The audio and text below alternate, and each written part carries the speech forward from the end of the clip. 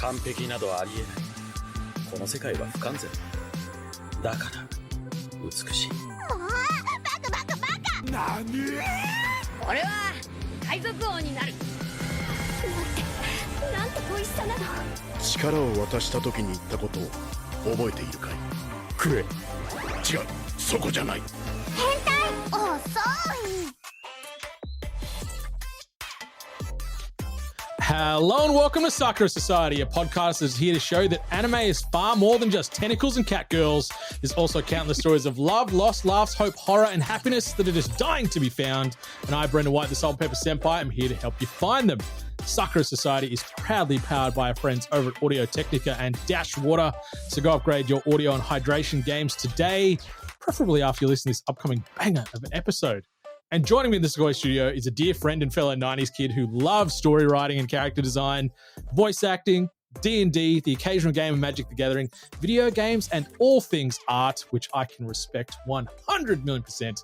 Did I mention he also has fantastic taste when it comes to anime, citing Neon Genesis Evangelion, Gundam Wing, Fairy Tail, Hellsing, Fullmetal Alchemist, Last Exile, My Dress Up Darling, Slayers, Cowboy Bebop, Bubblegum Crisis, and Fire Force, to name but some of his favorites. You can find him on the socials at Hoobly or Hoobly Woobly, which is Hooblie. Hoobly, you bloody legend. Welcome to the studio. How might you be doing, my friend? Hello, thanks for having me, man. I'm doing pretty well on holiday, so nice and refreshed and relaxed. I appreciate you taking some time out of your holiday schedule to come jump on here and talk all things anime with me. So thank you. Welcome. It is also your very first podcast you've ever done, but it feels already like you're an old hat at this. You're a veteran at this. The vibes are flowing. The conversation is also flowing just as good. And I'm excited to chat with you today. Yeah, it's really nice. It's a very relaxed atmosphere you have here, and I'm always happy to talk about anime. Always gets me pumped talking about the things I love. So yeah, I appreciate you having me. Me too. And I'm not going to sort of like bury the lead here just yet, but I'm super excited about the anime in question we're going to be deep diving on today, because you and I have gushed about this anime on and off over the last couple of years. Every time we see each other, it feels like this is an anime title that we can't help but sort of fawn over. So I'm excited to sort of talk to you in this format here and sort of break down the greatness that anime in question is. But I guess we'll sort of scale things back a little bit and maybe talk about you and your origin story about, how did you discover the medium that is anime, and, what's sort of your early memories and recollections of this fantastic little world? Jeez, anime, when I first started, this is going to be really old school probably talk. Probably the first anime I saw is on Agro's Cartoon Connection, and it was Samurai Pizza Cats. Yes. This makes me very happy. Oh, I love that. And you go back to it now and you'd be like, oh my God, that's so old. But there's something about the old school art that they did too. And even the grittiness of the sound, now that I can appreciate it much more, the grittiness of the sound, the old school stories and how they were drawn, like even like the style of Lupin and all that sort of stuff. After Samurai Pizza Cats, I got older, and then, there was Cheese TV and all that sort of stuff. So Sailor Moon I watched in the morning, The Given, Dragon Ball Z, and then come home from school, and the old school TV days where SBS had so many animes going, which was good. So that was Evangelion, one of my biggest ones, which I recorded on VHS video and watched over and over again. The old school original audio, which got me into a lot more anime, buying DVDs from. I'm pretty sure Bubblegum Crisis Tokyo 2040, which was the more modern version, was out on SBS, which got me hooked. Techno Man, which is a name not many people have watched in a long time. Like the modern, I don't really hear it very often now. But that's a deep cut. That's a very deep cut. It is old, but it is a classic. But you're probably starting to see a trend where it's a lot of mecha stuff, superpowers, and that sort of stuff. Bubblegum Crisis, Tokyo 2040s, powered suits, Evangelion, powered robots. Then I got into my, the classic that everyone loves, Gundams, where I started Gundam Wing, which, as some reason, a lot of people don't think is like really good, but I found it like my more entertaining ones than some of the others. Then I went on to like Vandred, Hellsing, Cowboy Bebop, Black Lagoon, FLCL, which I think is underappreciated, which I adore, Last Exile, I really love. Another deep cut. You're throwing a few around there that aren't too common on a lot of people's watch lists, and that's a shame because there is some absolute fire there. Like Gundam Wing, awesome. I think Iron Blooded Orphans is still probably my favorite piece of Gundam. Yeah, Gundam Wing's great. I think Gundam Wing and Brotherhood, it's because the Gundams were so limited. There weren't just an abundance amount in the show, so it made the feel of a Gundam much more epic and terrifying when you see a Gundam. Like the other Gundam shows, I mean, like for example, Gundam Seed Destiny, which I've watched and I enjoyed.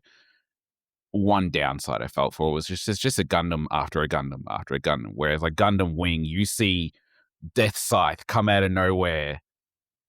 Or even an example, when Wing Zero first made its appearance and the English dub is someone screaming when they see the Gundam transform. You see and hear that name and it strikes fear. And I feel like that's the Iron Brothers and Wing just felt so encapsulated in that. Yeah. The pinnacle of a mechanized unit.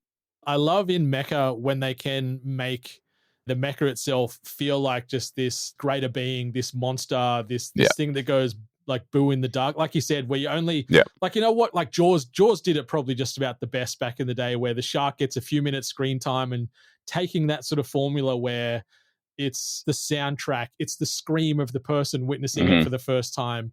And then when it finally is shown on screen, it's just this epic giant killing machine instead of something that's more humanized. It's so good and just hits so much harder. Even something like with Jaws as well, where he comes out of the water, takes his kill or whatever, and then disappears.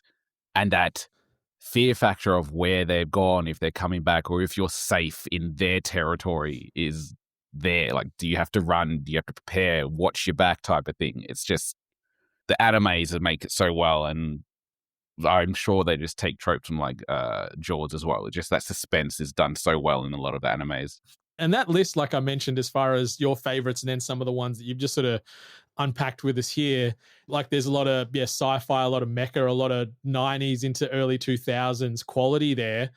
There is one that stands out, and I'm gonna avoid circling back to that directly just now, but I love that it is on this list because it is so, like, it's like standing out like a sore thumb as far as the favorites, and I'm excited to unpack that a little bit more. But even stuff like you've got Fire Force on here, which is one of the more recent global juggernauts doing the rounds. And you mentioned the use of sound earlier. I feel Fire Force is one of the anime out there these days that utilizes sound in such a unique and powerful way, where the sound sometimes is almost its own character. When you see some of these special moves hitting stuff, and your eardrums nearly get blown to bits because just the depth of the bass is just something out of, I don't know. High frequency. Yeah. High frequency when like fire is concentrating stuff. Yeah. The one downside I've always said, which I think they did much better in later seasons, was because I read the anime before I read the manga, before the anime ever came out. And the early seasons, there was a lot of silent moments where I knew that in the manga, I'm like, there he's thinking about stuff. And it wasn't portrayed very well in the early stages of the anime. So it kind of left very gappy parts in like fights and stuff. And I'm like, you are missing vital information. But outside of that, the fights, especially because it's the same creators as Soul Eater, which is another banger of an anime. Yeah. It just, that art style is done so well for Fire Force as well. It's such an appropriate style for all these wild powers that's focused specifically on fire, which is insane too. Yeah, it's funny because I dismissed Fire Force for a long time because I just thought, it's just an anime about firefighters. How exciting can this be? How wrong was I? How wrong was I? It is so different. Yeah. There's like religious holy wars going on, and firefighters with magic powers, and the fact that it is connected to the Soul Eater universe also is like, what is this sorcery? And then like it's you touched on that art style, it's got that sort of throwback art style aesthetic to it, but also with a modern sort of twist, combining that with just that use of sound. It is, it's one of my favorite watches doing the rounds at the moment. I realize there's two anime, one specifically that I'm addicted to that I didn't actually mention in my things. Hunter x Hunter is probably my top 5. Okay. I love Hunter x Hunter. Its Nen power system is amazing. Yeah, it does the power system better than most, I would say confidently. I really enjoyed Hunter x Hunter and adored some of the arcs, but I know at least, well, not the break point, but the point where I sort of lost a little bit of that momentum with it was the Chimera Ant arc. Like some people love that and say it's one of the best arcs in Hunter x Hunter, or, one of the best arcs in anime, but it just dragged a little too much for me. I get it and I love it. And there was some big emotional moments and big emotional payoffs, but yeah, it just sort of didn't hit the way it did for some others like it did for me. The author packs in a lot of information, which is I feel like is very hard to convey across in an anime episode. Yeah. But because it was such a build up in his arc and how he does his arcs, yeah, it's if you're trying to watch it and like just digest it, yeah, it's very difficult. Like his current manga chapters, there's a lot of words in his chapters. There are sometimes pages of just nothing but text explaining it. But if you're an avid Hunter x Hunter fan, you really can enjoy what he's trying to portray. Because actually, like, stuff he does is great.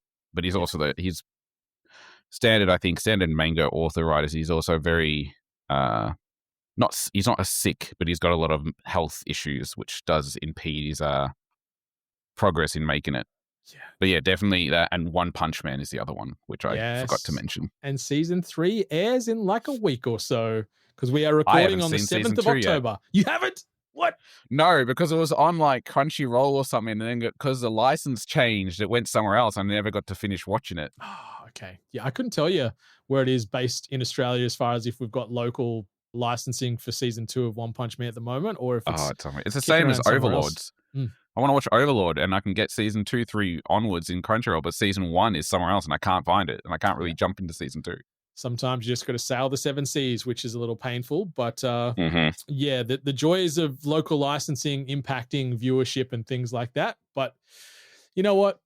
It's a ton of anime. The fall season is upon us, and there's a ton of good stuff to get excited about, like One Punch Man season 3, which I cannot wait to dive into. The more we talk about anime, the more I'm remembering of other animes, but I feel like we're going to be going off track if we keep on going further down of what I'm loving. Endless amount. Maybe like we'll circle back to that at the end, and you can shout out a couple more as far as recommendations that you reckon the listeners out there need to check out. So if this is your first time stopping on by the Sakura Society Anime Appreciation Podcast, firstly, thank you. But secondly, what took you so goddamn long? We're making great content here, but better late than never. But the way this podcast works is myself and a guest will be doing a deep dive on one particular anime, working through either the first 3 episodes of an anime in question, talking through the good, the bad, and everything else in between, just to work out, is this anime worth your time? Should you be watching this? Is there things you need to be mindful of, triggers and tropes and things like that you might not be a fan of in this medium? And yeah, we're just going to be sort of going through the first 3 episodes, talking about characters, plot points, sound design, narrative, and stuff like that. So bear in mind, there is full spoiler here. We are going to be talking about things that do play out in these first 3 episodes, but the intent of that, obviously, as I mentioned, is to give a well-formed opinion about, is this anime worth it? Should I persist? Is this something that's not for me? Is this something for everybody, et cetera, et cetera? So I mentioned earlier in this recording, the anime in question is something that Hubli and I have been talking about on and off for several years now. It's one that I think we both collectively hold dear in our hearts, and I'm super excited because the title in focus for this episode of Sakura Society is a romance hit known as My Dress Up Darling. Said series originally debuted as a manga in January of 2018, which is written and illustrated by Shinichi Fukuda. The manga's original run ended in March of 2025, spanning 15 volumes, and has gone on to sell over 11 million copies at time of recording. An anime adaptation written by Yuriko Tomita, directed by Kisuke Shinohara, with music by Takashi Nakasuta. The series is animated by Cloverworks, the studio behind such titles as Spy Family, Horror Mia, Rascal Does Not Dream, Bocce the Rock, and The Fragrant Flower Blooms with Dignity. Debuted in January of 2022, and at time of recording has aired 24 episodes across 2 seasons. A live action series also ran from October to December of 2024. My Dress Up Darling can be found on Crunchyroll and other sites pending your region, and currently holds a score of 8.14 on my anime list, and that is based off 758,000 unique user reviews, while as also being the 125th most popular titled site on the website overall, which I think is a travesty. It needs to be much higher. So get on there, show your love, click that sort of favorite checkbox on Mal and get it higher up there. And the story of My Dress Up Darling is as follows. Wakana Gojou is a quiet high schooler obsessed with crafting traditional Hina dolls. Not exactly the most popular hobby for a teenage boy. But when Marin Kitagawa, the school's effortlessly cool cosplay queen, discovers his secret talent, sparks and sewing needles start flying. Soon, this unlikely duo are stitching dreams together. She brings the passion, he brings the precision. And somewhere between measuring tape and makeup, love begins to thread its way in. Hoobly, let's talk high level for a minute here. Let's talk about the initial hook and expectations, just sort of try and establish our collective mindsets on this anime before we sort of took that dive in. So going back, obviously I mentioned this first aired season 1 in 2022. How did you first hear about it? What did you know about it? Were you sort of hooked from day one, or was this something you sort of had on the back burner and then sort of discovered a little later? What was your original journey with My Dress Up Darling? I think there was only like 4 episodes out when I noticed it, and I'm not sure whether it was Crunchyroll advertising it or someone cosplaying on Twitter as Marin or something, or an art piece that I saw. But I think what grabbed me was just My Dress Up Darling, like the title itself. I'm like, My Dress Up Darling. And I looked at it and I'm like, okay, the name itself caught my eye, especially during the massive rave of isekais, which was going around all over the place around that time. I'm like, okay, is this another isekai? I watched a couple and I'll use them to sort of just, when I'm at work, just watch an episode or two, just kill time. So I saw this, I'm like, is this another one? I opened it up and I read the short of details of what it was. And I'm like, cosplay. Gojou sounds like me at school when I was young. So let's see where this goes. And then, I watched one episode and I'm like, oh yeah, left it at a sort of, as episodes do, cliffhanger. I'm like, I need to know what happens more. And then the ball just starts rolling when you start liking an anime and you start vibing with it. So yeah, the initial grab was really just the name. The name was for it, and then also just like the actual thumbnail poster that had on the website. It was just eye grabbing. Such a contrast of Gojou and Marin, but against each other. I think it vibed me. It's like plain boy sees really cute looking colored hair girl. I'm like, yeah, that's me. It's similar beats with me, to be honest. Like I saw it coming up in the the seasonal updates that Crunchyroll and anime media share when we are getting close to those new seasons beginning. And yeah, the name stood out to me, like My Dress Up Darling. What is this about? Like the name got me initially. Then I saw that key visual and I'm like, okay, yeah, plain, aloof, awkward Gojou, bright, vibrant Gyaro, Marin, the chalk and cheese. Nothing in the world can stop her type of person, yeah. Yeah, so I enjoyed the energy just from the static imagery on the key visual. And then I saw the trailer and I'm like, I love this. I love love. I love slice of life. And the fact that Cloverworks, the studio behind this, was attached, like they do fantastic romance. They do fantastic comedy and slice of life. Some of my favorite anime of all time were done by Cloverworks. So those sort of things all just aligned for me. And I'm like, this is a must watch. I'm going to check it out. I was tuning in week after week, catching sort of the Japanese voiced episodes. Then I rewatched it later when the English dubs dropped, 4 or 6 weeks down the line. And I was hooked. Second season just finished. I've got all the manga on my shelf just out of shot here. I've read the entire manga, so I know where the story's going. I want more of it. I want this story and these characters to live on forever. And I was just very optimistic right from the get-go when I heard about it. I saw those teasers. I saw that trailer, and I'm like, this could be one of the hits of 2022. And ultimately, I think it finished in my top 10, maybe potentially third, I think, in 2022 as far as my favorite anime of the year, because it just worked for me, man. It checked all the boxes and it's a fun watch. It's enjoyable. And I'm excited to sort of unpack more of that in detail as we sort of work through sort of the chunks of this podcast here.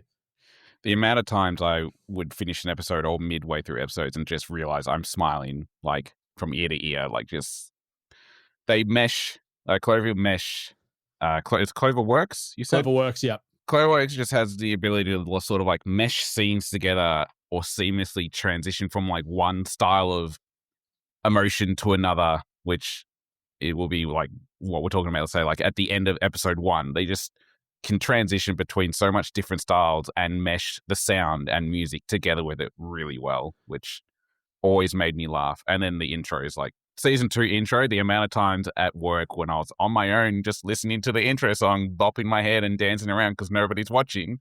Kawaii, KY. So catchy. And I'm with you. Like Cloverworks, they're one of my favorite studios in anime from past, present. They just know how to make good content. Like you mentioned, we'll talk about it in more detail soon, like how they can transition and tonal shift just in the span of a few frames, just so effortlessly. And it just weaves together. And the art style, no matter what anime or manga title they choose to sort of bring to screen, it is always just so clean, and their use of color, sort of getting ahead of a few topics we'll talk about. But overall, high level 1,000-foot view, the hook got me. Cloverfield delivered. I'm very excited for more My Dress Up Darling content. And yeah, I want this sort of world and these characters to live on forever in my heart and on my screen. Please and thank you. We keep wanting to jump ahead. It just shows how much we actually love the anime. Exactly. So let's sort of shift, and we'll start sort of diving a little deeper down this rabbit hole. Let's sort of look into the story and the world building. Firstly, I'll sort of just give my high-level thoughts on that world setup and then sort of chuck it across to you to add some context. Then I've got a few other questions to send your way as well. So the world setup, like, it's a very grounded, modern, slice-of-life type of romance wrapped around cosplay culture and hobbies and fandoms. Gojou, introverted Hina doll craftsman, quietly hiding his passion for sewing and sort of the Hina doll culture until he meets the popular and fearless Marin Kitagawa, who literally stumbles into his orbit in just a grand intro scene, like one of my favorite intros that I can remember in Many a Moon. And then seeing that, like, they're meeting, like colliding, two extremes coming together, like you're seeing like his very handcrafted, traditional, quiet, peaceful way of living, and then her very flashy, modern, larger-than-life fandom. Like they are polar opposites, but the world building, I like that it's tactile, it's personal, and it's full of creative energy on both fronts. We don't really get any fantasy. There's no magic. Like, this is real world. This is grounded, full of emotional texture. The audience is discovering the rules, like whether it be societal judgments on, like, you know, in the opening flashback where we see Gojou and the girls like, oh, boys don't play with dolls, I hate you. Like, you know, leaning into that type of dated thought processes that is still running rampant today. You know, the effort that goes into cosplay, the embarrassment of exposing and being like vulnerable with your hobbies. I really appreciate that Gojou is sort of almost like hand holding us through a lot of those barriers to break down, because he's the one living with a lot of these fears, and seeing him slowly but surely become more sure of himself and own his truth, own his fandom, really, really is sort of the heartbeat of this story, not only in these first 3 episodes, but I think in the first 2 seasons of the anime I've got so far, and also in the 15 volumes of the manga that's now complete. Like, he is sort of the core of this story, and or 1A to 1 maybe lowercase a, because they are 2 key puzzle pieces with Gojou and Marin. But I feel Gojou and just his character development and sort of seeing him become more sure of himself, not only in the overall story, but in these first 3 episodes, was just really good. So world setup for me was thumbs up, 10 out of 10, no notes, even though I just waffled on for a little bit. Hoobly, what's your thoughts as far as that world setup? So a lot of Gojou's story intro at the start actually hits really home for me in terms of like my school life and a lot of things like he experienced. The girl at the start, the intro of that sort of like, it shows that other people have experienced that sort of thing, and it shows that one little thing, especially for a young kid, can sort of cut so horribly deep in the heart that it'll make a child turn around. And because they're so young, they haven't developed in their brains or mentally or physically to be able to sort of logically and rationally think about it. So for them, it feels like their world crumbles, which is beautifully shown when she runs away, how Gojou feels. Like, it first shows him being brought in to the world of Hina doll making by his grandfather, and he's just enamored by the beauty of it. And then he wants to share it with someone he likes, be it really early childhood love, and get broken by it. So it established already from that one scene how he grows up as a child, how he's developing.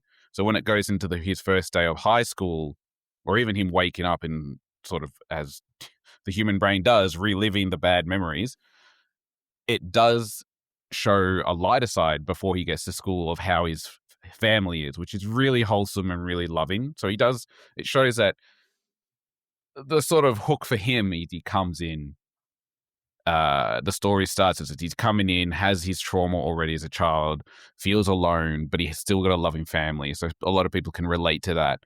And it starts building the world of how he's enclosed. And then he gets to school, and like you say, the way they introduce Marin is literally like she's jumping off the top of a mountain of sunshine that she's from and falls into his world, crashing through the roof. And he does show concern if she's okay, but they show his panic because she's so close to him and in his inner world. They do it so well. So the world building already starts just there so beautifully well. And they switch to Marin's sort of introduction beautifully as well, where they show she's super exciting, she's super bubbly, all the nails, colorful hair, it's a polar opposite of sort of how he feels himself. She has all the confidence in the world. She's the popular student of the class, if not the school. She's super pretty. But then the fact that when she sees something on Gojou, it shows another side of her too, where she's super concerned if he's okay. And it already shows a sort of introductory connections of what them two are going to get, where he's panicky because she's in his inner world and she's like barging in all of her emotions, but it's wholeheartedly. She is a type of character where she jumps in heart, mind, and soul 100%, and she will bring her friends along because she wants to see them happy. So both of the world introductory for both of them is so it's so wonderfully written and portrayed, and then the music in it as well, and like just angles of the shots, like they've done both really well. And the grab is a little bit of a shock when you see Marin come in, because you think it's a bit of a sad story with Gojou, especially one of the scenes where he's like looking out the window and it touches ever so lightly on what a lot of people deal with. And then, yeah, just like I just mentioned earlier, the Cloverworks just flips it on its head and has the bubbly side, the savior type of thing, or like the one light that drags people out of their upset state. Marin just comes in crashing in like a rocket of emotion, and it's great. I loved how they established the initial world building, and then there's the standard tropes of like usual young boy sees girl, short skirt, and then doesn't know how to react.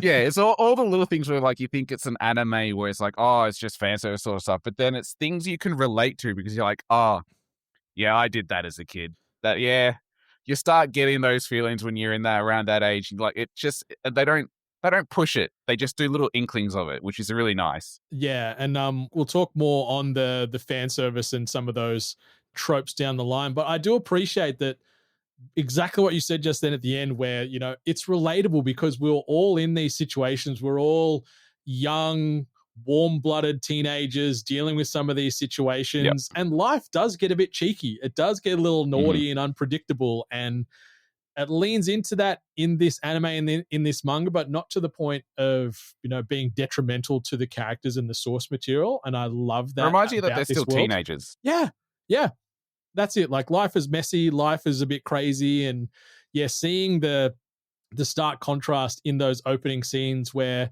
Gojou is the loner walking to school, like his grandfather, sweetheart of an old man. How's your friends going? And Gojou just doing the thing as kids do. They're great. I've got so many friends. I'm so like paraphrasing, but it's good. We're catched up. We're having a great time. Then he's walking to school and he gets confused as somebody else when someone runs up and like throws their arm around him, like, oh, you're not blah blah blah. Sorry, man, and runs away. And that has all happened to me. Exactly same situations as that. So for me, it was very put yourself in their shoes. I'm like, yep, I know that exact feeling of panic when you get basically arm wrestled around the head and you're just like, oh no, I'm being bullied or attacked. Oh no, he was friendly. Oh no, it's not my friend. It's someone else. I'll continue on. But just his expression was in and of itself. He was like, yep, I know that feeling. He's such a beautiful soul, and you sort of briefly, indirectly touch on as well when he is in class staring out the window and he has that thought. He's like, should I even be here anymore? And you go, whoa, okay, that's a dark thought. I'm wondering if there's going to be more to that later. But then, like you mentioned, the blonde/pink haired wrecking ball then just sort of crashes into his life, and his life is sort of turned upside down in that moment, and brighter days are ahead. So yeah, the world set up in those first few minutes really, really strong, really, really got me hooked right from the rip there. There's no massive info dump, like it's really minimalistic, which I appreciated. A bit of flashback and a bit of dialogue sort of revealing how Gojou got into Hina dolls. We learn about cosplay through Marin's enthusiasm as opposed to explanations sort of at the end of the first episode. So I like that the writers here are trusting the viewers to connect the dots instead of just going, here's 1,000 bits of text and dialogue on the screen. They just like keep it light. They keep it flowing. They keep it easy going. And that really, I think, sets that tone in that first episode. They have hooks where you want to know more instead of like, here's the basis of the story. It's more just like, here's two characters and this happens, and they just give little breadcrumbs, and you just follow in the trail out of your own accord because you're related to it. But then also it's just so good. I feel the overall hook, looking at these first 3 episodes combined, like it's really strong. And I think that collision between our two MCs in that first episode, and where Marin discovers Gojou being able to sew in the arts and crafts room at school, that is sort of the emotional hook that sort of pulls us through these first 2 episodes, because that's where this partnership, this friendship, this whatever you want to call the type of relationship it is, starts to get sort of stitched together. And by episode 3, like that partnership, it feels very lived in. It balances comedy, there's tenderness, and that also that mutual love and adoration and passion they have for their crafts. And so the hook really, really, really strong, really resonates with any creative out there can sort of watch this anime and go, I know how that feels. Whatever fandom it is, whatever hobby it is, whatever passion it is, like there is that universal relatability in this anime. You can't just say, oh, sorry, I don't sew, so I can't relate, or I don't cosplay. Like we all have our fandoms and our passions that we are a little scared about talking to certain people about because fear of judgment. And there's a lot of that in this series and in these characters. And I love that we're seeing those same vulnerabilities from someone, at the peak of their popularity and their powers, and then someone that's like just operating in the shadows that is forgotten about by everybody, and seeing them come together is the hook that it's firmly sunken in my metaphorical flesh, the hook, Hoobly. I can't get enough. It's like, especially in the early 3 episodes, it shows each of them filling in another part of each other. Like she's giving so much into his world that he's not experiencing, but then she's getting so much from him that it's not like she's missing it. It's just further enforcing and enriching her life. Like even things like, which is in the later episode, him running into her friends and him thinking he's such an outcast, no one wants to talk to him, this and that, and they're all just like, yep, hey, and just like they just mesh. This is probably going into further topics for later down the road, but it's just like the first 3 episodes just shows, even for the viewer, like for example, Marin wants to cosplay and she gets up the urge to ask for help, and it shows in the cosplay world that no matter where you start, there will be someone there to help you, and you don't have to be perfect on your first try. And you see that with Gojou's response. Ah. She's trying. She loves something that much, and she's trying. And it feels like the anime is just basically telling you to, just try. Like, you don't have to be perfect on the first try, and there's always going to be some moment, some person that can help, and it just establishes that so well.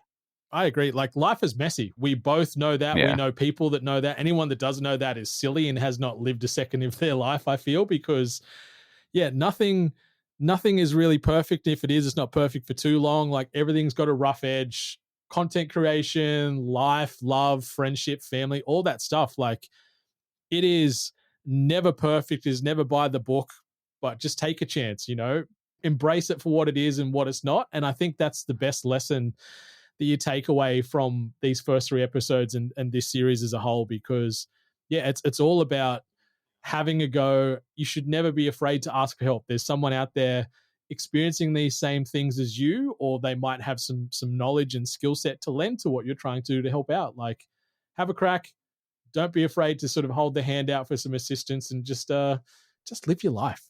That's what I say. And that's what they build for this anime as well, where this is the start of that, because they're teenagers and they're seeing it, they experience it for the first time, and it's so good to sort of go back and see it for someone else. It's like the amount of times I'm sitting that you sit there, I don't know about you, like I'm sitting there just shaking my head at Gojou's reactions or whatever, like just seeing all this stuff we've experienced and we know it's like, and seeing it happen again, you're like, yes, teenager life. Mm-hmm. It's good to see it happen again. Yeah, there's a few flashbacks. You're like, man, I remember when that happened to me, or I remember when it happened to a friend of mine or a sister or something like that. So yeah, it's so great. It's so relatable. As far as the stakes, on one hand, completing costumes, maintaining social facades, balancing embarrassment, and then on another hand, acceptance, friendship, perhaps love down the line, maybe not, who knows. As far as Gojou, like, his stake is being seen, like truly seen and not rejected. And I think Marin's is trusting someone to be able to share her passions and vulnerabilities with. So that's the stakes overall, I think, for My Dress Up Darling. And beautiful. I love it. Like, I can't not help but root for these two people. The second they entered my field of view on the screen, like, I fell in love with the characters. Like we mentioned at the jump here, we've sort of been rewatching this week just to sort of prep for the podcast. And like the amount of tears of joy I shed watching this anime, because it is just so wholesome and I'm so emotionally invested in this world and these characters now. Like, it is ridiculous. Like, my eyes were welling up constantly over little nothing moments, but it's just so adorable. And the stakes, like I just touched on, just it resonates and it works for me so well. Mm-hmm. They definitely have sort of they've introduced or imported a lot of the modernized style of talk and everything, so you feel much more in check with it straight away. Like, it's not like in a fantasy world and the speech is a little bit different. This is like literally mobile phones, all the little like slangs we use, or like Marin speaks full on like millennial Gen Z person, and I love it. Like, it's much more easier to grasp in a sense of, you're laughing your head off some of the stuff that's said, and you're just like, oh my God. It's at the same. Some of my favorite moments, like not specific to these 3 episodes, is when we see Marin get sick and she gets the sicky voice, and you see like the subtitle track change where she's like, I'm not feeling very well. Like, it's just the comedic timing of this series is so well done, and it's one of its other strong suits. Like, even though it's a romance first and foremost, the realness and that sort of slice of life vibe combined with that comedy. Mwah, mwah, mwah, mwah. The sickness one, I do love it where they do the little tropes, like going, oh yeah, I'll stay outside and hopefully I won't get sick, and then they do their classic, he did get sick. Yeah. It's so good. It's a great trope, and I hope it never goes away. So let's shift gears. Let's move into characters and chemistry. We sort of have touched on this stuff a little bit, sort of skirting around the margins in these sort of first few minutes here. But as far as the standouts, obviously Gojou and Marin are our 2 MCs. I enjoy with Mr. Gojou, instantly sympathetic. Like, I can sympathize with this guy right off the rip. I like that he is quiet yet talented, but you see some of those insecurities come through, but he's also very earnest. Like, he's just a Mhm. good, salt of the earth boy, good family values, good core beliefs, loves his granddad, loves his passion, and, is just trying to find himself. And, like, he's an imposing character. Like, he's a tall boy, like, and he's a handsome boy. Like, He towers over Marin. yeah, like, he's not a meek character that sort of gets lost in the background. Like, he is a good looking boy, good looking character model, and sort of fits in well into this world very smoothly. Marin, like you mentioned, yeah, she's charismatic, she's fun, she's bold, she's a fraction of the size of Gojou, but she's also just not that bubbly love interest. Like, she's an active force, and I love that she's the one taking the initiative a lot of the time, is dragging Gojou into her world all the time. Like, she's confident, she knows what she wants most of the time, and she's just a damn good character. So they're the standouts, obviously, for me. She will go Ice Queen when she needs to, as they have stated. Yeah. Yeah, when we get the context about the hot boy trying to pick her up and her just sort of crushing this dude. So good. So good. One of my How favorite dare you lines. make fun of what I love, which is a polar opposite of Gojou, which is, that is a perfect example of the difference where they showed that. Yeah. Which I'm jumping slightly, where Gojou shows what he loves and he gets just stomped into the ground, heart crushed. And then someone tries to make fun of something Marin loves and she just demolishes them. Yeah, he can certainly learn a thing or two from Marin as far as how to deal with some of those fandoms getting disrespected the way that he copped. But I guess too, he copped that at such a young age. Like you mentioned, at that age, you don't really understand how to process and deal with those things. So probably that's just been embedded in him since then through to his high school years. As far as the character designs, yeah, Marin, she's got that Gyaru aesthetic, the blonde hair with the colorful pink sort of gradients at the bottom, trendy The long clothes, long, pink shiny nails. School uniform, not up to conduct. No, like she's the cool it girl of the school. And then the contrast with Wakana's more muted wardrobe, very reserved posture. I like the duality of the visual, like bold versus subtle. And their body language then also reflects it too, where Marin is open, expressive, dialed to 100 all the time, where Gojou is very timid and closed off, but they just work. It's like he ramps up slowly and she just back and forth on the meter. Like, she'll go super quiet to 0, and then, like, you say something she loves and she'll just explode, where Gojou is, like, very quiet, takes interest, and as you said, he's very humbled and respectful and stuff like that. But then, like, you start talking about something, he's, like, just as passionate, and he goes up just as fast as she can with her passions, which is what I love when you start seeing it, especially when it comes to the sewing and the cosplay stuff. You see him in his element, which is the first sort of initial introductory moment of Marin pulling him out of his shell and into her world of doing stuff you love and not being afraid. Yeah. Like, he just gets in that zone. Yeah. So they're just perfect for each other, Hoobly. Perfect for each other. they are. I feel like one of the other things which you see in the school scene at the start is, especially after the first couple of minutes, they're establishing Gojou's love for his Hina dolls and his passion to want to get better and better and constantly try it. As much as I feel slightly when he's talking to the Hina doll that his grandfather made, that for me was like, you're talking to it.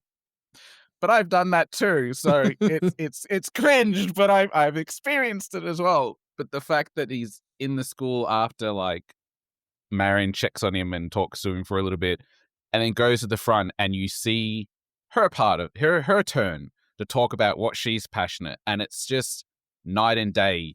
Even her friends are like, we don't know what you're talking about, and she's on the board like the conspiracy that, this connected there, tapping on the blackboard, and it's just night and day. And he watches her and he says it himself. He goes, I wish I could be like that. And it's another hook of saying this is what she is going to bring for him. Yeah. Before even all the cosplay stuff comes into it, he wants it, and you're like, will they, won't they? How is it going to go? And then it just slowly builds upon that. So just seeing that.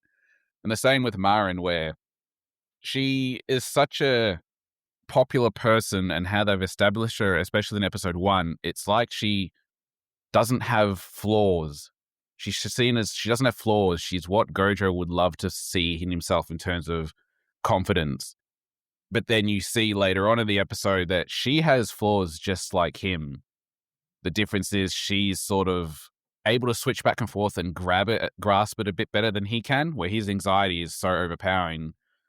Say for the episode in the sewing room, she looks like she's getting upset, and he panics, goes into his usual panic mode, and she's like, I'm not upset. Stop, no, don't apologize. But she's able to it's like she has a better grasp on her emotions, which is why I like how they've established it.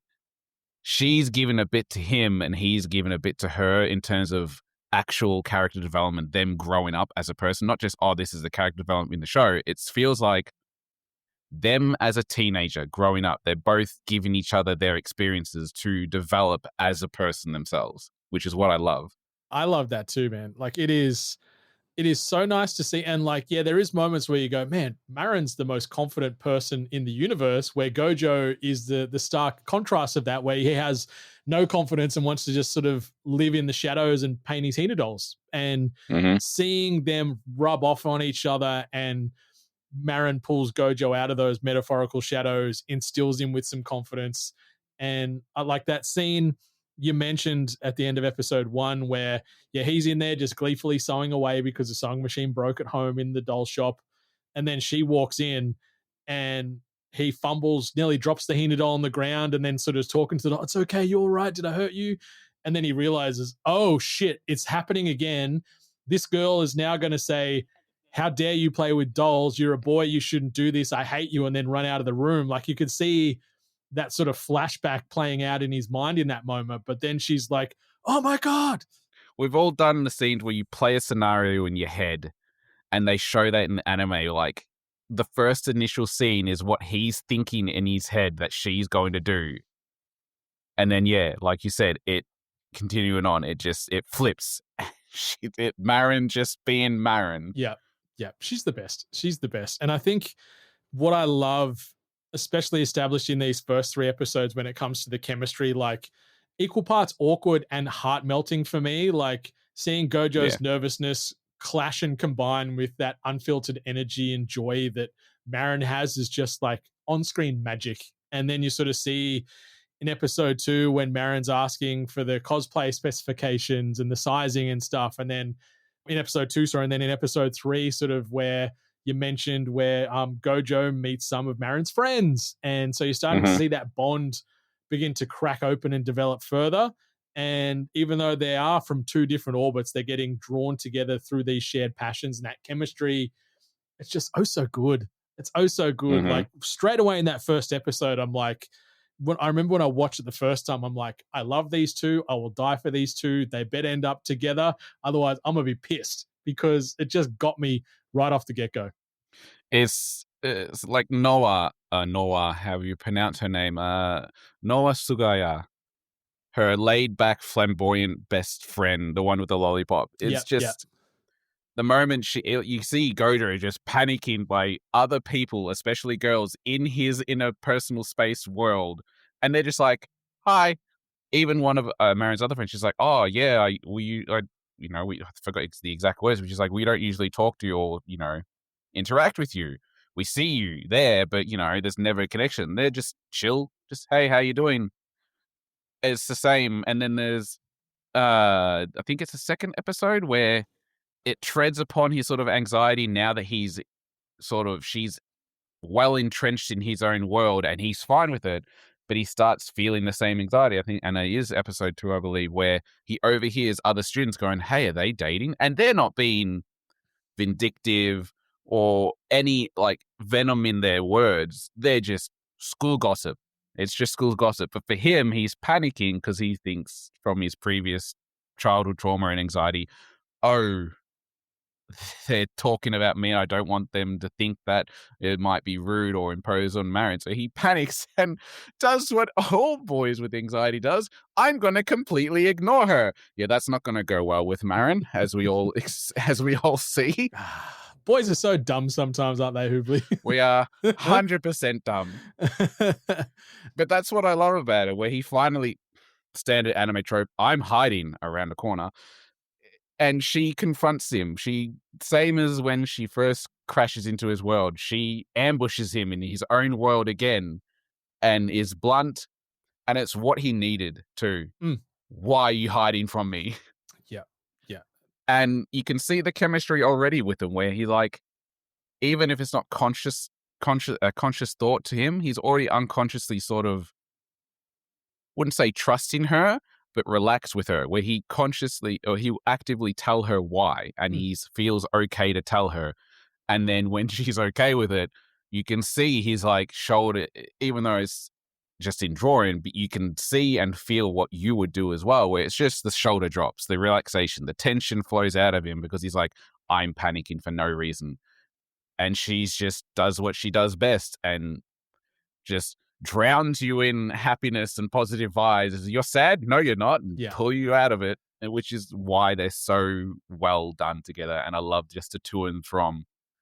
And even though this is probably going further into the rest of the season, which is saying so much, you don't see much of Marin stuff in the first 3 episodes in terms of character development. It's definitely what you said earlier, where it's very Gojou at the start.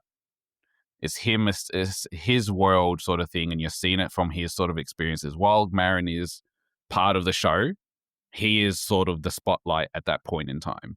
Yeah, no, I agree. Which is nice. And it is nice. And then they sort of shift that focus later on in season 1 and give us a little bit more backstory and context and more of the Marin experience, so to speak. And you're hungry for it. You want to know more of her so much. Like, you love her, but you feel like it's only, I love her, but I need to know more about her. You feel like you're just seeing the confident her that's the outer shell. Is that all that she is, or has she got standard teenager, high schooler girl insecurities as well? And you start seeing that, and it's so good. The characters are so well written, especially our 2 MCs, and there's so much depth to these two that does get explored slightly, like more so on the Gojou side, like we've mentioned these first 3 episodes, but then Marin gets plenty of broadcast time to sort of go through her insecurities and her life and what she's dealing with and living with. And there's so many real, relatable insecurities and, I don't know if problem's the right word, but like, you know, so many hang-ups and issues that these people problems are dealing for them with. at their age. It's problems for them. It's so good. It's so well written. Mm-hmm. But let's sort of shift into animation and style. Like, we have sort of mentioned this here and there, and, you know, I gushed glowingly about Cloverworks already. As far as the art and the fluidity, very smooth and expressive.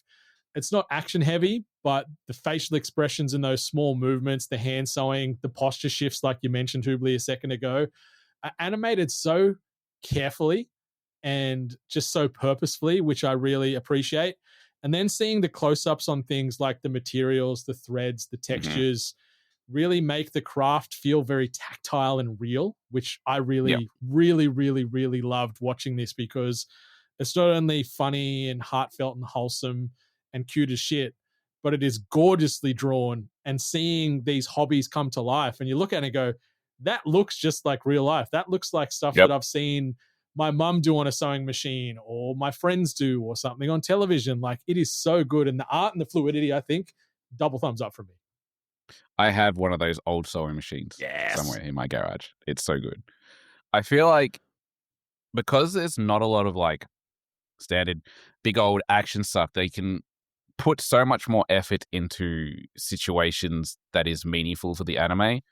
Like, I think it's episode 2 or 3 where they go fabric shopping, and just the level of detail in those shops just magnifies how much the topic on hand they're doing. It's 2 of them going shopping, and the fact that they can put so much style and animation, and as you said before with the fabric, they can look at those finer details of fabric, and it plays so much more on the topic of the anime of cosplay and building a cosplay. And then the styling of how they like feel, like just Gojou feeling the fabric and explaining it, and then them going back and forth with the different wigs, and you see all the wigs standing line, every color, like instead of it just being very broad stroke of slightly different things, you can see every wig is a different color, even the slight tonal changes. Even the pictures of like Marin showing the cosplay that she wants to build, just the photo alone, you can see the detail. So you can think like, that's a high quality mobile phone picture type of thing, but that's them animating it for you to think that, which is beautiful. And then in terms of like the style, which is a lot of animes do it as well. They're like the background, the fast moving background, or like little loosely drawn flowers or that sort of stuff, or like the overshadowed eyes. They time it so well in terms of their style and scene changes. And it just, which will be the next topic, the soundtracks and working with those animation changes just collabs together to make the whole atmosphere and theme for their show and episodes and what emotion they're trying to convey. The animation is really clean, and because it's not fast-paced, it can be very stylized without hindering or sacrificing movement. And as you said, with a sewing machine, when they want to look full focus detail watching Gojou sew stuff, it's real life, what you see, and it's beautiful. And then the color's so vibrant too, which Cloverworks always does. Yeah, I love the use of different color palettes as well, where we see sort of bright, warm tones in the bedrooms and the sewing rooms and stuff. We get soft lighting in some of the more like introspective scenes, and then we see the contrast there when Marin is dragging Gojou into public spaces. They're vibrant, they're dynamic, they're a lot more lived in, and those colors, especially like where Marin, she's bold in color with the hair and the contacts and the blue skirt and everything else, and then Gojou's got those calm neutrals. Like, I enjoy that those color palettes between our two leads sort of visually narrates this sort of emotional rhythm that they have between one another, and it just works. And I love that you mentioned the fabric shop scene, because from a visual standpoint, I think it's one of the best scenes in these first 3 episodes, because like you mentioned, the amount of detail that they go into and the love and care and respect they show to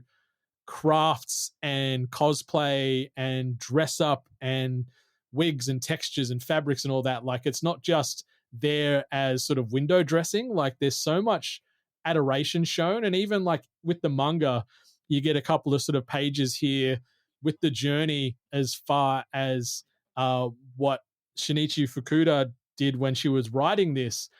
She's sort of explaining her journey as far as she was dealing with like working with cosplayers and working with costume designers and things to learn this sort of medium as well, and just sort of show the care and the love and respect that goes into that world. It's a beautiful touch. Yeah. It's a beautiful touch so when they well look done. into the actual profession to do their animation and story better. It's like you said, seeing all the bolts of fabric, any cosplayer would look like that. That's beautifully done. It's what I see in a show.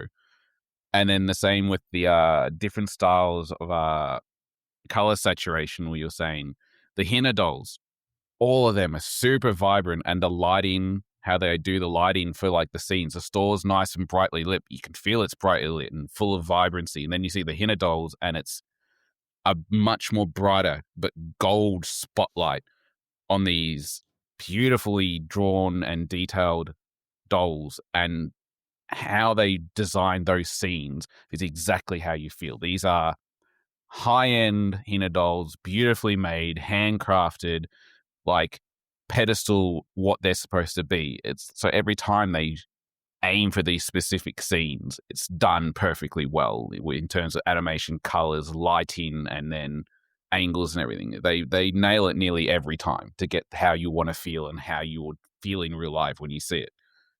Pretty sure if I ran into a wig store that looked like that, I would also be pretty gobsmacked. Yeah, it's just so much care to these worlds shown in every scene, in every panel in the manga. Like, and that's one of my biggest takeaways from watching and reading both iterations of this material. And like you mentioned, I feel the direction was really, really expertly handled. Like, it's very gentle, it's very patient, very empathetic. It gives space for sort of those silent moments, those awkward moments between Gojou and Marin, or just Gojou in general. And we sort of see a lot of these scenes play out like almost like internal monologuing just through their eyes and their expressions, especially Marin's eyes, like there's so much storytelling done through her eyes. Like, I really enjoy that they know when to just let these things marinate and they don't rush any emotional beats. And I feel as far as the budget, like as far as the art style, the animation overall, it's definitely not budget. Like, it's leans more crunchy as far as in detail, like the fabrics and the textures and the threads, but it's not overly extravagant. It doesn't look fake. It looks real, and the world looks lived in. But the show really invests in those close-ups and the character animation as opposed to the flashy backgrounds, which you touched on earlier, where it is just very minimalistic backgrounds that we're used to in anime. But the characters do all the heavy lifting, and I really appreciate that. It's like just to convey the emotions, the simplistic backgrounds are just so beautifully in conveying emotions. And then the detailed ones are just so smoothed out and well designed. I agree. Let's jump into something you mentioned a few minutes back as well. Let's shift into the soundtrack and the voice acting. Obviously, I've mentioned earlier, My Dress Up Darling is available in sub and dub. I've watched both. I lean slightly more to the sub iteration than the dub. The dub is fantastic, don't get me wrong. Like Amelie and Paul Date, who voice Marin and Gojou respectively in the English adaptation, do a great job. But I think Hina Sugata, who looks after Marin, and Shoya Ishige, who looks after Gojou, that's It's my so Gojou nice. and Marin for me. I haven't actually watched the dub, which I should probably give it a go, because I did look up Amelie and some of her voices for a lot more shows than I realized that she's done. But yeah, I'm like, okay, yeah, that's definitely a Marin. I do like how she portrayed Marin. So I should actually give another run around of dubbed. But yeah, I'm the same. Subbed is my Marin and Gojou. It's the emotion and how they act is so good. It's perfection, and I cannot fault those vocal performances from Hina and Shoya. I think their Marin and Gojou interpretations are just 10 out of 10, no notes. I really enjoy with Shoya as Gojou, very delicate delivery. You can see and feel the hesitation and the growth from the way Shoya handles those vocal deliveries. And then seeing Hina, who tackles Marin, that joyful, confident, emotionally open and just bubbly light of the world. Like you get that right from the rip. Like Amelie and Paul do fantastic in their English versions as well. But yeah, the Japanese wins it for me this time around. I always feel like sometimes the sub can nail, like, even I always use Dragon Ball Z sometimes as a thing, but I feel like the sub can nail sometimes a lot of raw emotion, like the little influxes and reactions that Japanese actors can always nail them much better, whereas the dub can portray tone and sarcasm a little bit better. Maybe it's just because our first language is English, so we've picked up on it a bit better. But I feel like a lot of the times the small emotions, sub just hits that much better. And I feel like for My Dress Up Darling, you need those little bits and pieces, but little slight inflexes of reactions. Like, for example, Hina's voice when she's explaining her love obsession for the cosplay she's making, which, what is it, Slippery something 2, I forgot the whole name she explains. But when she says this is what it's from, and Gojou kind of falls into his little inner world, but then thinks, oh, she's probably just, not super feeling it. But then she looks up and Marin's in her obsessive, this is my love talking. And Hina just nails that quick mumbling sort of feel it. And you're like, she is on her fandom rant. And it's done so well. But then for like you said with Shoya, it gets to the end of episode 1 and he flips from his humble, soft-spoken Gojou to, what is this anime called? And his expression, but just, it goes from a really soft-spoken, very clean vocal to a very gruff, what? And it's just a perfect flip for both of them. And I love just how the sub portrays those quick influxes or changes, and they can shift so perfectly well. You can tell they're both, like, all 4 of the voice actors, they're experts of their craft, but especially Shoya and Hina on that Japanese interpretation. It just hits for me. It resonates so well. We mentioned earlier as far as the opening and the ending tracks. So Sun Days by Spira Speaker is the opening track from season 1. It's bright, bubbly, really perfectly mirrors Marin's energy. The ending, Koi no Yuke by Akari Akase, very soft, very introspective. Very kawaii. Yeah. Like they're both fun tracks, but knowing what's to come with season 2 and how much that opening and ending slap on season 2. Like, I bop so much for the opening of season 2. I love it. It's 100% Marin energy.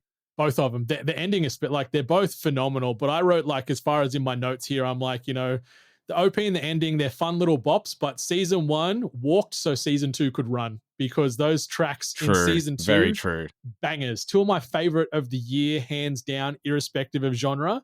As far as the background music, though, nice accompanying sort of acoustic guitars, a little bit of piano, gentle synth here and there. Like, it's not overpowering. It doesn't take away from any of the scenes. You took the words of my mouth. It's not overpowering. It's very supportive. It assists, supportive of the scene, which is really good. It's what some animes kind of forget, or even video games or any sort of arts genre. It's the sound, voice, soundtrack, music can uplift and support the scene so well. And I feel like my Dress Up Darling, because it's not heavy, it's very simple and easygoing and can jump when it needs to, but it just, what you said, it supports the scene so beautifully. I agree completely. Like, it's a really nice musical accompaniment. The OP and the ED, fine, but wait till you get to season 2, because those 2 are certified bangers. They're on my Spotify playlist. I blast them all the time in the car. I do not care who sees me singing along and bopping along, because they are fire. Let's shift, Hoobly. Let's talk about favorite scenes and favorite moments that we have from those first 3 episodes. So did you want to throw some of those standouts that, you know, you really enjoyed in the first 3 moments? Don't have to be in order. We don't have to go through episode 1 through to 3, whatever comes to mind. What some of those scenes and moments that stood out for you? I'm gonna say that they're not all going to be positive, just because negative, impactful moments are just as good as positive. Totally agree. So I feel the intro of Gojou, with the young girl, which part of me wishes he so runs into her again, but that's young me wanting to feel the same with many moments. But that sort of scene with the young girl, and then also what he was thinking about when he was looking out the window, that is very impactful for me, because it speaks to a lot of stuff I've experienced. And in the past couple of years, I've gotten better at handling it. So that showing sort of like the beginning of what I've experienced, and especially after what I've watched further, that has been very impactful for me. The inclusion of Gojou in Marin's world, like her bringing him along, her not caring if people think, oh yeah, are they going out? The fact that she turns, just like, well, maybe we should go out. Like, her just crouched next to him, ambushing him. I love that, because it's just showing, which you see further on in another bit, which I'll say, it just shows that she doesn't care what you like, how you dress. If she likes you, she likes you. She sees you for you, which is what I love. And then to play on that, when he drops the Hina doll and all that sort of stuff, and this is just episode 1, he drops the Hina doll and panics.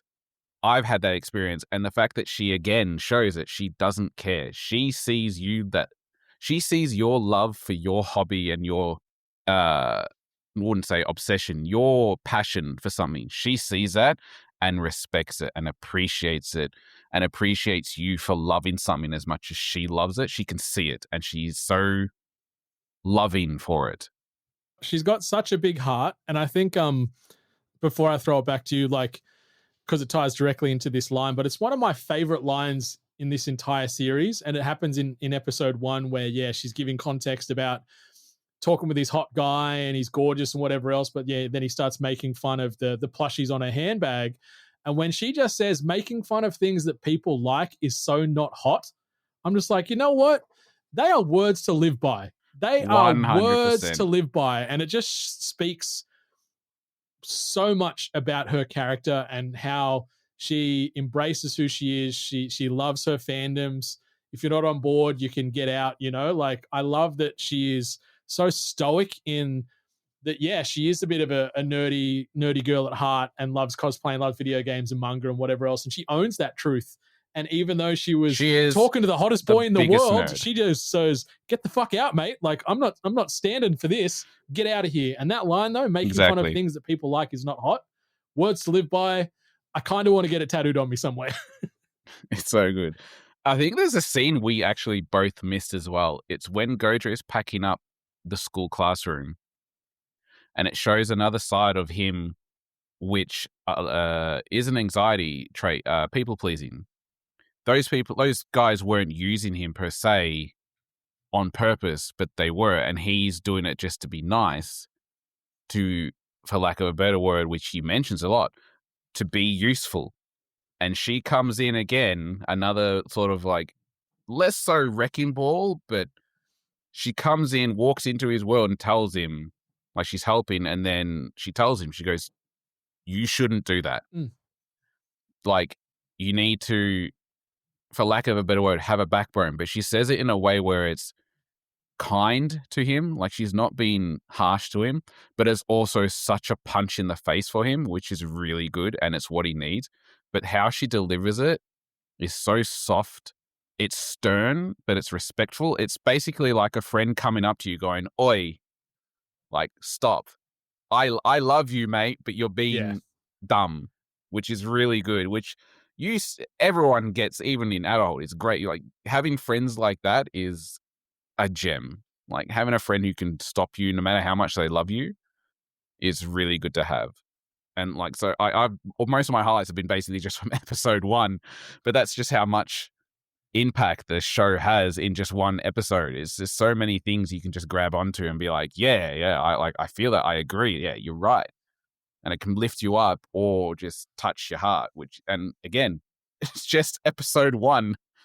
That's one of the hardest things about anime in general, as far as hooking someone after a first episode, because you've got 20 odd minutes to build the world, introduce the characters, create a plot thread or a narrative that people are going to be interested in and want to sort of follow on.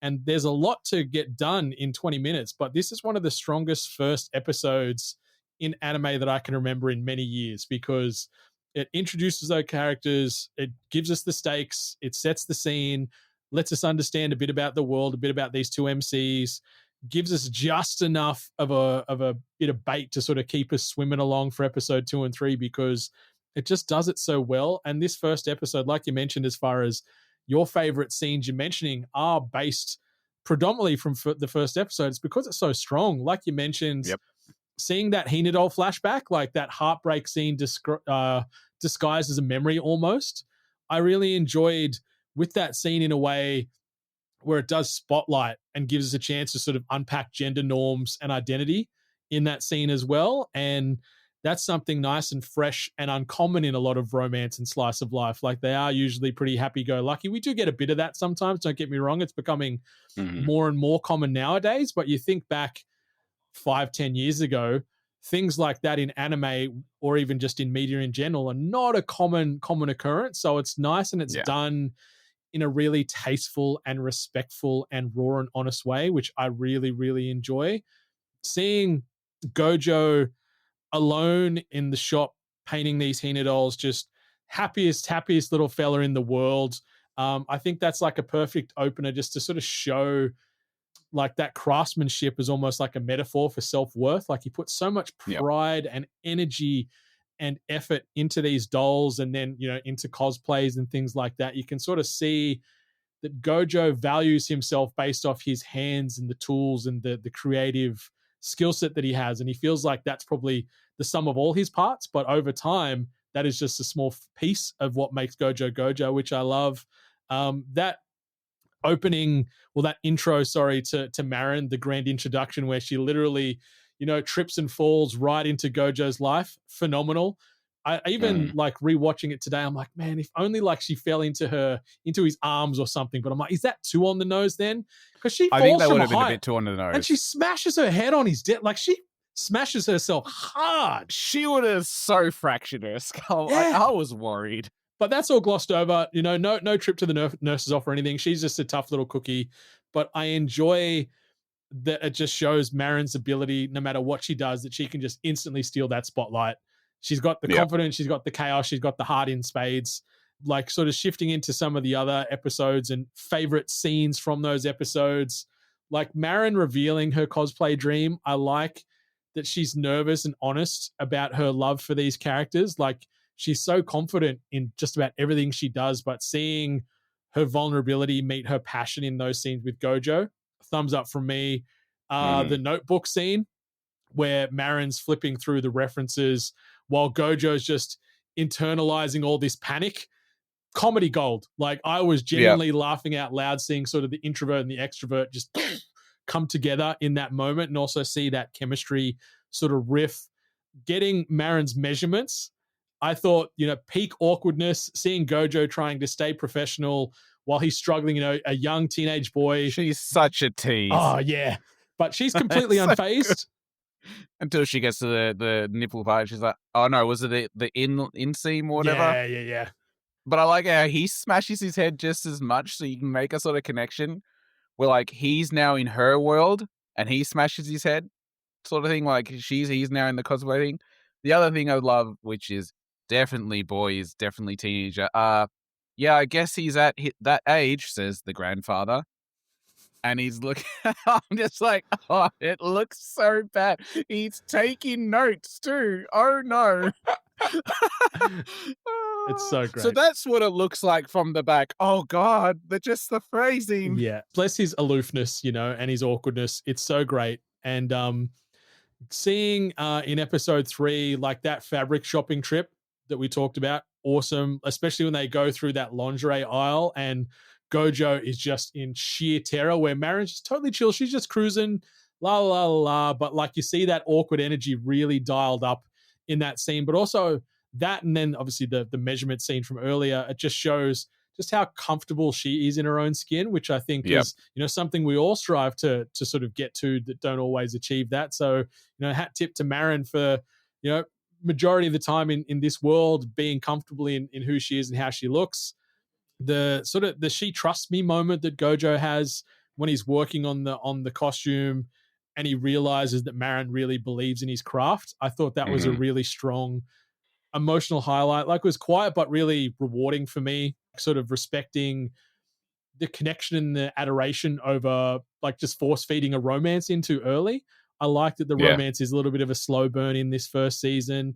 And then the last one I wanted to mention, where Marin calls him by his first name.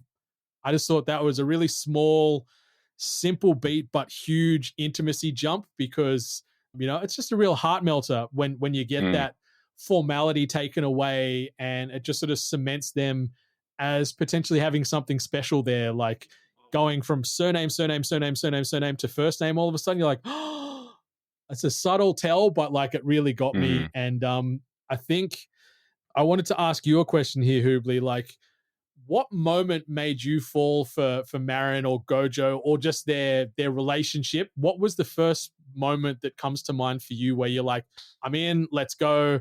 I love this person. I love these people. I love this relationship. What was the trigger for you? I think it's partially when they're doing the measurements, but I think this is technically further on in the 3 episodes. I think it's when she first comes to his house, not for cosplay reasons, like dinner, like the grandfather gets introduced to her, and it's just casual. I think that shows it's not even, especially like the first 3 episodes, the establishment shows just friendship. It's showing like the budding of a really tight knit, super incredibly well meshed friendship, and just that the fact that Gojou is comfortable with her being in his house, having dinner with them. Like, there's no hints of love. It's just Marin doing what she did before, where she just barged into the house, but this time it's now not about cosplay, not about doing like work or, joking around. It's having dinner with family. It's indirectly seeing the parents for the first time type of thing. And seeing the establishment between the grandfather and Marin, I think that was where I'm like going, okay, this is going to be good. Like, I can see the friendship, especially because it's stuff that I always wanted in my childhood, getting that one sort of friend where they always got your back and they'll always tell you straight. Yeah. Like, I think that it just started speaking to me, where you just have that one friend. It doesn't matter where you are, your family, your family is comfortable with them, they see them close, you go on trips with them together. I think that was the moment for me where I'm just like, I need to watch more of this. I need to see them too be flustered, be embarrassed, joke around, tease poor Gojou, see Marin get flustered for once. And yeah, I think that was the moment. Yeah, we all want to ride or die, whether it be, friendship related, relationship related. You want that person that you can lean on, call upon, no matter what time of the day. They've got your back, your front, your side, your top, your bottom, etc. Like, you want that, and seeing those seeds getting planted in those episodes and those scenes where Marin does go around to Gojou's house, like, that's a big thing. Like, having someone come around to your house, be in your special space, trusting them enough to meet friends and family and what have you, like, that is a big step in life. So seeing Gojou be open to that is really nice and really, like, encouraging, and you sort of, like, fist pumping there, like, yeah, man, you got it, like, welcome, like, open that world up bit by bit. So that was really nice. But I think, like, just me and my hopeless romantic mindset, just the back end of episode 1, when they're in that sewing room and you feel it's all going south, and Gojou's reliving those moments from childhood where boys don't play with dolls, and the girl says she hates him and runs away, and feeling that was gonna just reenact itself now with Marin, but instead just seeing her just fawn over his fandom, be so impressed by his skill set, and just that initial, or that instant sort of bond and adoration and chemistry just go in that sewing room. I'm just like, no, I'm in. I love these two. I'm going to be at your fictitious wedding down the line. I don't care. I'm going to catch the bouquet, all those things. So I was in very early and very often with these two because, just love, man. The look at that hottie moment. Yes, exactly. Yeah. That was the glass breaking for him. Oh, wait, what? Yeah, that definitely is a killer moment. Yeah. So we'll quickly sort of jump into a part. This is more of a homage, because this podcast, for anyone that is dropping here for the very first time, this used to be a podcast known as More Than Hentai, where we wanted to obviously promote and focus on that anime is far more than just tentacles and catgirls, like mentioned in the opening there. So this kind of leans in nicely with this anime, because some people that have watched a bit of My Dress Up Darling or know of My Dress Up Darling do get a little on the nose, allegedly, regarding fan service and ecchi and what have you. So we'll sort of unpack that a little bit for a couple of minutes, because the segment call out, More Than Hentai, I definitely feel it's more than hentai, it's more than cosplay, it's more than cute, it's more than fan service. This is a story of acceptance, craftsmanship, and mutual growth at its core. It's does lean into some fan service. There's some moderate fan service action, like we mentioned, the lingerie aisles, the tight clothing, the body awareness. But all of that is always tied to character and context, costume design, body measurement, realism. Like, it's not pure objectification here. There's no sort of just, like, there is some moments where, horny people watch this and go, wow, like, sexy person, flesh. But I feel for the most part, it's done pretty tastefully or with a purpose. There is a few moments that are just there, I think, for the cheap pop and like, woo woo. But like 90% of the time, it is used as a vehicle to sort of advance character and advance plot. I think it's even for those cheap shots where like the woo moments is like, even that technically can be seen as like having a moment. Like when Marin's undressing herself for the measurements moment, she's showing off her body, but you can like, yes, naked anime girl, very cute anime girl, you might think that's very inappropriate, but when you're looking at the scene in a sense, she's confident in herself, especially in a swimsuit, which, you can like, you're confident in a swimsuit, but then you didn't want to be shown in underwear, or even in episode 1 where she's like, turn around so you can't see me undress, but she's completely confident in the swimsuit. But that just, yes, that might be seen as very, I guess the word's ecchi. I don't know exactly what ecchi is specifically meant for, but she's super confident in herself. She is not in the one bit shy about her own body, and you can see that as maybe it's sort of like very fan servicey, which it kind of be. But as you said, there's a context to it and a meaning, and it's the same as I mentioned earlier, where Gojou's looking at her very short skirt, or in the scene when she does a twirl around in the room and he sees her underwear. He's a boy. He's what, 15? Yeah, 15, 16, somewhere in there. He's in that moment, and she is too. Like, there are moments where she gets embarrassed too. They are both at the ripe age where they will start seeing the opposite sex or same sex or whatever in that light. So I think even the moments where you see her almost naked or in a bikini is purposefully put there, regardless of how much, we just want a little bit of fan service. It's done really well. Like, I don't know about you, but I've been in a scene where I've been in a lingerie store with a friend and she's been trying on stuff and he's been awkward. At the start, when I first was doing it with friends, I was in the same fucking position.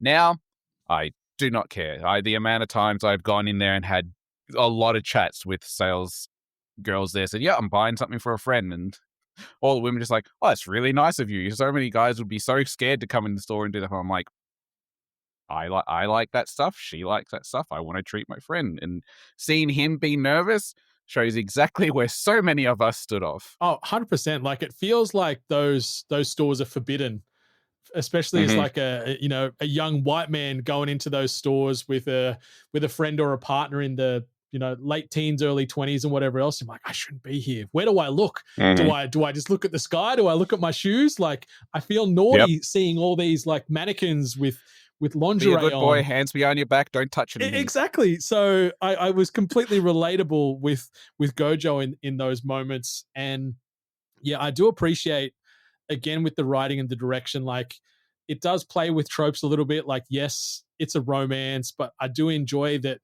the female lead is like the one that confesses or is driving the relationship early. She's such a bold character compared to Gojou's sort of more timid, complacent sort of behavior. It really subverts shyness and dominates tropes by making Gojou the hesitant one in this sort of situation, which I find really refreshing. And I also like that it does lean into otaku and cosplay culture, but it does so with sincerity. Like, there's no mockery here. Yeah. Like we sort of mentioned earlier, how much care and respect and appreciation that the mangaka as well as the artists for the anime have taken to sort of lift this source material and put it onto a screen in a way that you just go, man, like, this is impressive. This isn't some niche hobby that deserves no respect. Like, that shows the hours and the time and the money and the passion that goes into making these things. So another big thumbs up, another big sort of hat tip to everyone involved that as far as the trope management. My last sort of takeaway, where I usually sort of try and go, you know what, is this horny or just happy when it comes to some of these anime? And I feel this is mostly happy, slightly flustered, always wholesome. It's happy, the beginning of love for teenagers, the first love, the first experience of all this stuff. Any sexuality there is not without confidence or the standard nervousness that comes from that age. Totally agree. So it's not pushed to the creepier side. It's there for wholesome reasons to a degree. Yeah, everything's handled with tact. Like, nothing is done for the male gaze. I feel like everything is there for a purpose. Like, it does lean sexy and sensual, but it's purposeful. And I really appreciate if there is that. a male's gaze, it is showing the reaction as well, which is very appropriate for the moment. Totally agree. All right, so let's shift. I'm going to throw a couple of questions your way, Hoobly. We're going to talk about sort of the first 3 episode impact and overall watchability. I just want to get sort of your temperature check. I know, like, minor spoilers, you've watched beyond the first 3 episodes. You're up to date, I think. Have you watched all of season 100% up to date. Okay. So I guess circling back to when you watched it the first time, and now I'm sort of saying this out loud, you kind of did answer this indirectly earlier, where I'm like, did it leave you wanting more? I think that's probably a strong yes, because you're powered through again, right? I as I said earlier, I was watching 1 to 3 earlier, a little bit yesterday, and then earlier today.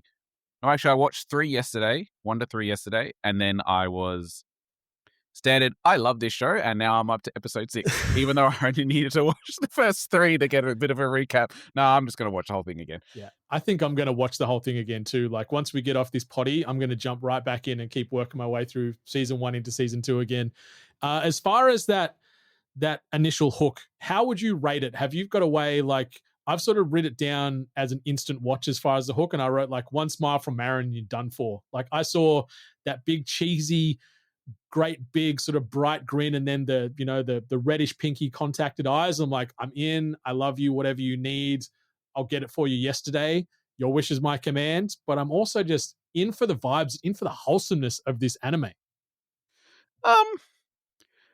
I feel like while some people, if they were like, say, along the lines of full action, solo leveling, all that sort of stuff, I feel like I would say this is a bit of a breath of fresh air in a sense of instead of being on the high adrenaline, this is something you could sit down and just watch, or having dinner, have dessert, and just chill and laugh. I feel like it's something you can just, you don't need to be constantly hooked and watching every single bit of information. It's just a TV show and you're living someone's life, which is what it's called, a slice of life. It's just so relaxing, but then also just so funny and chill to watch.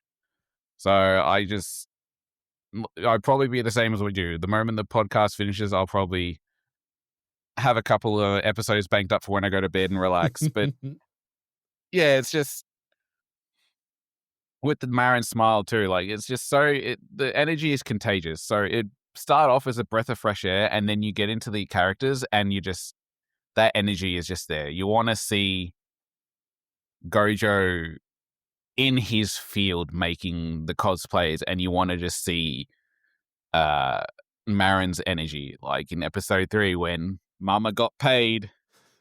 Just her smirk was just so good, and you're like, oh, that is so sweet, and I love it, and I need more of it.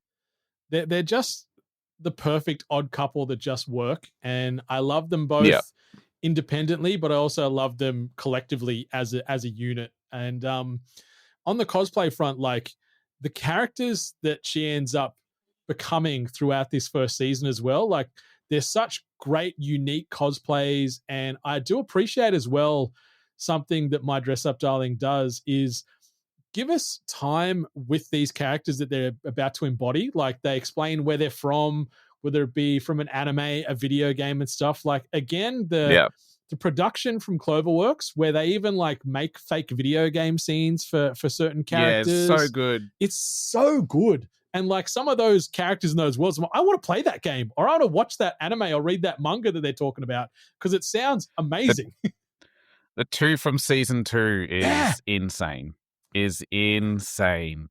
I've watched the season 2, the last 2 or 3 episodes of season 2 like 10 times already. It's just like, without spoiling, you'll know yourself. The 2 main bits that I'm talking about, that is just, you've been waiting for this moment for so long, and it happens, and and just the detail, and like you said, them making a full game and world, and then go into like their sort of flashbacks or scene changes to the actual show, so you get an understanding of the cosplay that Marin is going to be doing. Perfect storytelling. It's just like, even if you don't follow the story of all the names and the stories for the show, the moment I see the cosplay that Marin did in season 2 or 1 of, if I see that in real life, I straight away know, oh, that's from My Dress Up Darling, and that's from that show in My Dress Up Darling.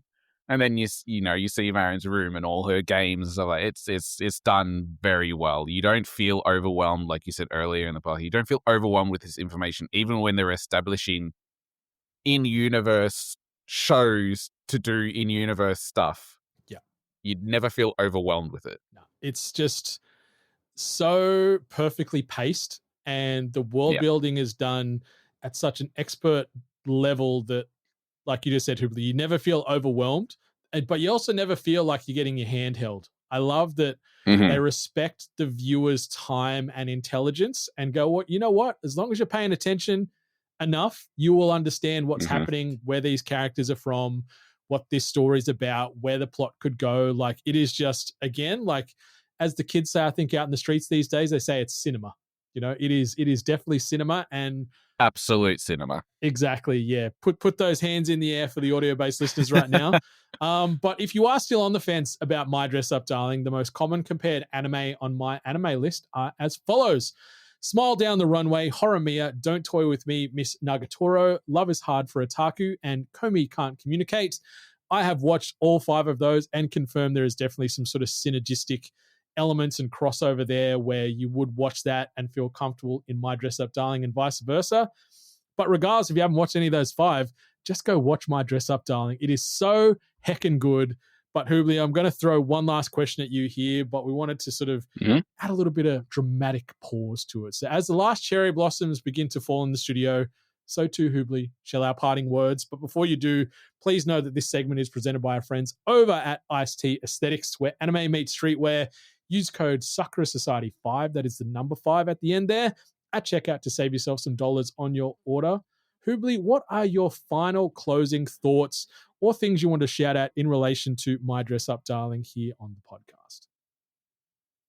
Oh, last sort of words. If you feel like you're stuck or not confident enough to start something new, My Dress Up Darling shows you that just taking the one step or having someone by your side to push you when you don't feel confident enough to push yourself. My Dress Up Darling shows you sort of things that you may have been missing yourself. It feels like Marin's confidence in the show spills off into you and you feel like you can also do things. It feels like taking that one step isn't actually as terrifying as you think it will be. And it shows in the anime of My Dress Up Darling as Marin helps Gojou realize that as well. So I feel like it is a very wholesome anime and it touches on so much stuff many of us have actually experienced and are experiencing. So I feel like it'll make you laugh, it'll make you cry, it'll make you get insanely frustrated when things don't happen and you're just banging on the table while watching it. But that is how the anime is so amazing. It shows how invested you are in an anime like this. Mm-hmm. It's wonderfully done, wonderfully paced, and beautifully written. Yeah, I completely agree. And like, not spoiling anything, but talking as broad stroke as I can here. The fireworks scene near the end of season 1 and then the phone call scene, 2 of my favorite scenes in anime that I can remember of the last several years. Like, it is just, again, perfection, double thumbs up, chef's kiss, all those things. Train scene. Oh, yes. Yeah, good shout. Good shout. Train scene is a big one for, yeah, it's a beautiful shot. Yeah, it's just so well done. Like, I think you described and surmised your thoughts there perfectly there. But like, yeah, My Dress Up Darling, it's real, it's relatable, it can be raw, it's a little raunchy, and it's just really, really, really, really, really enjoyable. Like, it's funny, it's heartfelt, it's emotional, it's an easy watch. And yeah, it's become one of my top 10 anime of all time. I've watched a lot of anime. You've watched a lot of anime. And the fact that this is both on our respective favorite anime lists, I think says a lot about the content here. And if you aren't sort of still ready to jump in to watch this anime after this episode, I don't know what to tell your listeners and viewers, because I think we've been flying this flag. We're card-carrying members of the My Dress Up Darling Society. I've got a Marin tattoo on myself. Like, you know, there's a line that she says in this world where she says, you have to say how you truly feel for your own sake.